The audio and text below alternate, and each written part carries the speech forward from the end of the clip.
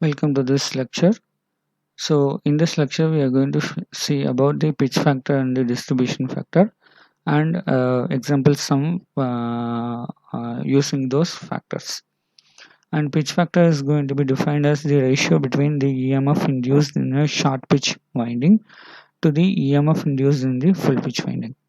So the pitch factor can be calculated as a vector sum of induced EMF per coil divided by the arithmetic sum of the induced EMF per coil. Why? Because we can define the pitch factor either with this two, because the pitch factor will be the amount of pitch which is inserted in that particular coil design. So that can be calculated from the differences between the arithmetic sum and the vector sum of this particular EMFs. So here you will be having a first EMF and the second EMF can be on the phase itself if that particular coils are going to be displaced by an pole pitch. If it is not wound on a single given pole pitch, if it is short pitch, short corded, then that particular short corded will be differentiated by this particular angle alpha.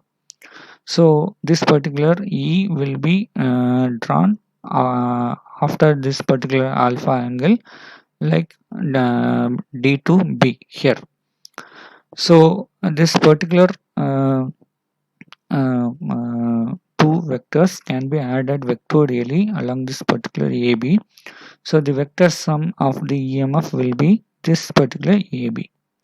So this particular vector sum will be can be calculated from the projection from this particular D to this particular line AB as 90-degree angle.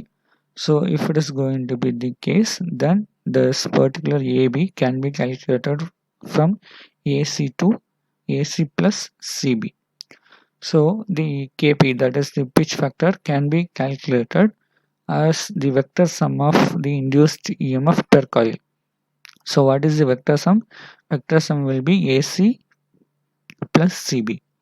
What is the arithmetic sum? So the arithmetic sum will be the sum of these two vectors arithmetically. So AD and DB. So AD plus DB will be the arithmetic sum of those particular EMFs. So we can calculate this AC like the angle between this particular alpha by 2. So how we got this particular alpha by 2? So here you can see this is going to be your alpha angle. So if it is going to be alpha angle, this particular line will be having 180 degree. So this particular angle will be pi minus alpha. So if it is going to be pi minus alpha and we are subdividing this particular alpha by pi minus alpha by 2 by drawing this projection line, so we will be having this particular angle. So angle between this line and this particular AD will be pi by 2 minus alpha by 2, right?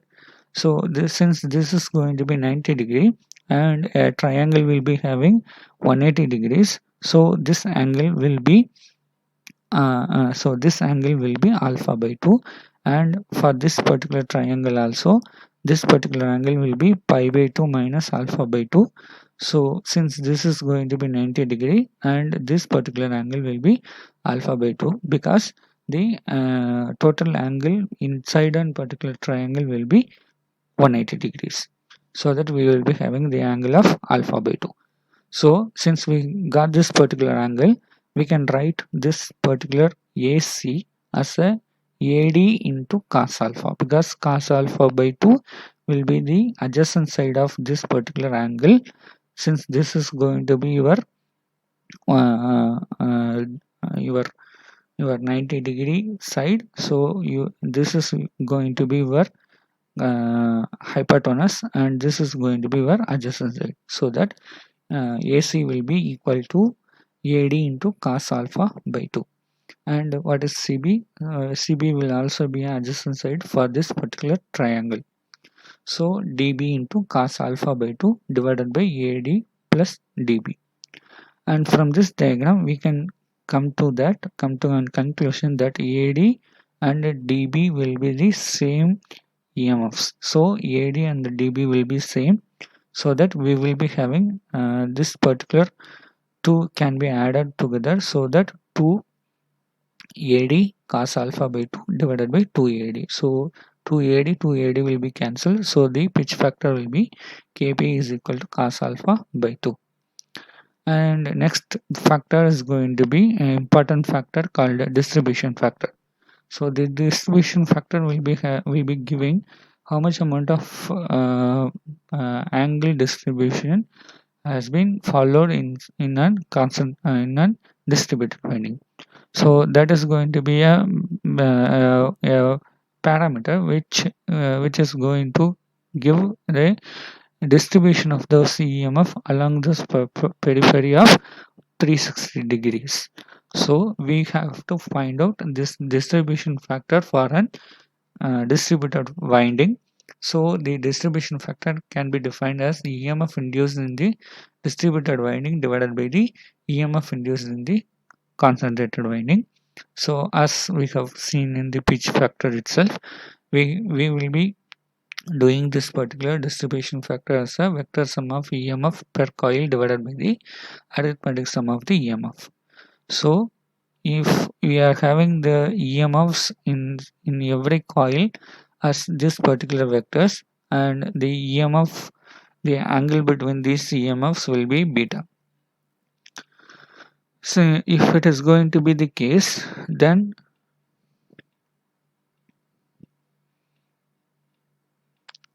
if we are having this particular lens as here, and if the angle between these two EMFs will be beta, and the bisector of this particular angle will be beta by 2. Since we are having m numbers of EMFs, we will be having the total angle of m into beta. If we are having this particular vector sum of this particular EMFs, the vector sum between these two EMFs will be given by this particular vector, and vector sum between these two will be given by this vector, and vector sum between these two will be given by this vector, and vector sum of these three vectors will be given by this particular vector. So this is the resultant vector of this particular angle. Since this is an exterior angle, interior angle will be equal to this exterior angle. So this is going to be beta. And if you number these particular junctions as A, B, C, D, and we can segregate this particular bisectors as E1, E2 and E3 points for mathematical purpose, and we can have this particular angle as m beta because we are having m numbers of EMFs, so that we will be having this particular angle as m beta. This and this particular bisector will be the will divide this particular m beta as by divided by 2. So we can have this particular angle as m into beta by 2. So this kind of considerations are going to be help in our calculations of distribution factor. So we have to find out what is the arithmetic sum. So arithmetic sum will be equal to AB plus BC plus CD, because this is going to be our vector sum. But if we are going to have the arithmetic sum, we have to add those particular EMFs. So we will be having AB plus BC plus CD. So from the vector diagram, the AB will be AX plus XB. What is AX? AX can be found from this beta by 2 angle. So if we are having this particular EMFs as R, then we can say this is R sine beta by 2, because this is an opposite side of this particular angle. So R into sine beta by 2, and this XB will be R into sine beta by 2 as we have seen here. So from the vector diagram itself, AB is equal to 2r sine beta by 2. So we can say this AB, BC and CD will be same. So AB is equal to BC is equal to CD, which is also equal to 2r sine beta by 2 as we have derived. So arithmetic sum of EMFs will be, since we are having 3 EMFs, we can have this particular arithmetic sum as 3 into 2r sine beta by 2. So if we are having m slots of distribution, so the arithmetic sum per phase of EMF will be m into 2r sine beta by 2, because we are having 3 phases means we will be having 3 into 2r sine beta by 2. If we are having m slots means we can have m into 2r sine beta by 2. So what is the vector sum? Because we need vector sum here. So vector sum will be the AD. AD is equal to AE plus ED. What is AE? AE is going to be equal to R into sine m beta by 2, because this is the angle which is bisecting this particular m into beta into 2. So we will be having m beta by 2. So since it is going to be the angle, and if we are considering this as an this as an triangle, then we will be having this particular as an adjacent side, and this is going to be our opposite side. So we will be having this r into sine beta by 2 as equal to this AE. So the vector sum will be 2r sine beta m beta by 2. So the distribution factor can be found out as KD is equal to vector sum of the EMF is equal to 2r into sine m beta by 2 divided by m into, that is this arithmetic sum, will be equal to m into 2r sine beta by 2. So if we are substituting, and we can cut out this particular 2r, so we will be having the remainder as sine m beta by 2 divided by m into sine beta by 2. So if we are having any type of arrangement like 3-phase windings, will be having a phase spread of 120 degrees means. So if you are having this particular arrangement, then we can calculate each and every parameters whichever we are calculated for any type of winding arrangement. So here you can see that as a number of slats as 12. So if it is going to be the case, then the slats per pole for phase will be 12 divided by 3. Number of pole will be 1, so 12 by 3 will be 4. The slat angle will be 180 degree divided by slats per pole. So this is going to be beta. So 180 divided by slats per pole will be 6. So we will be having 180 degree divided by 6 as 30. So here, since for an particular phase we need to have 4 slats, because slats per pole per phase will be 12 by 3. So for each and every phase we need 4 slats. So the first 4 slats will be allotted for this particular A, and the second particular will be for B, and the third will be for C. So since it is going to be the case, then if it is going to be slat angle will be 30, then for 4 into 30 it will be coming as an 120. So this particular arrangement will be called as 120 degree, because each and every slat will be having 30. So 30 plus 30 will be 60. 60 plus 30 will be 90, and 90 plus 30 will be 120 degree. So that we will be having phase spread of 120 degree for a single phase. If it is going to be 3 phase, then the whole 360 degree will be covered. So this is one of the angle the slats arrangement for an given phase spread of 120 degrees. So if it is going to be the case, then this 120 phase degree will be the phase diagram the EMF diagram will be E1 plus E2 plus E3 plus E4 will be giving the first A phase, and E5 E6 is likewise it goes on. So we will be having the EMF angle between the each phase will be 120 degrees. If we are having another example as phase spread as 60 degrees means, so if it is going to be the three phase winding with the phase spread of 60 degree, here also we will be having number of slats as 12, but the slats per pole per phase, since we are having two poles, we will be having 12 by 3 into 2 will be the 2.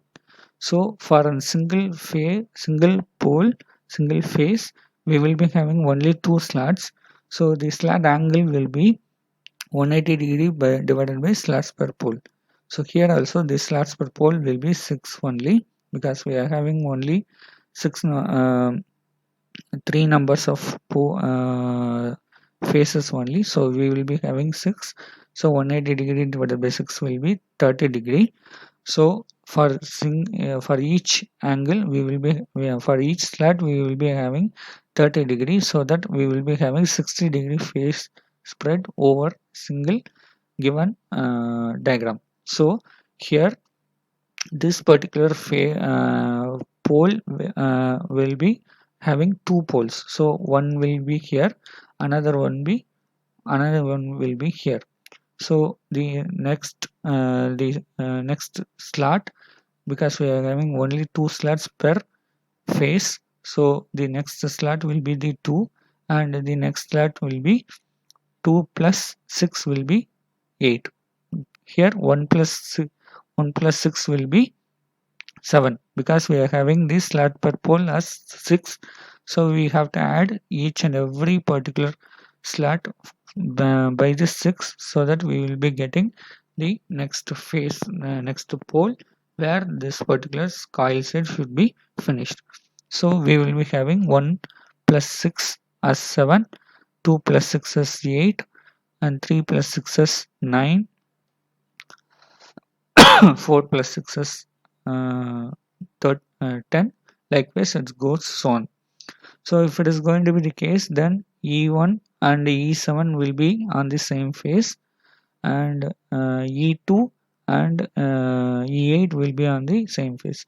And here I have made one mistake, like E1 minus E7, because this is on the other side of the coil side, so the EMF will be on the opposite side. So E1 minus E7 will be the phase, so that it will be coming on the same phase.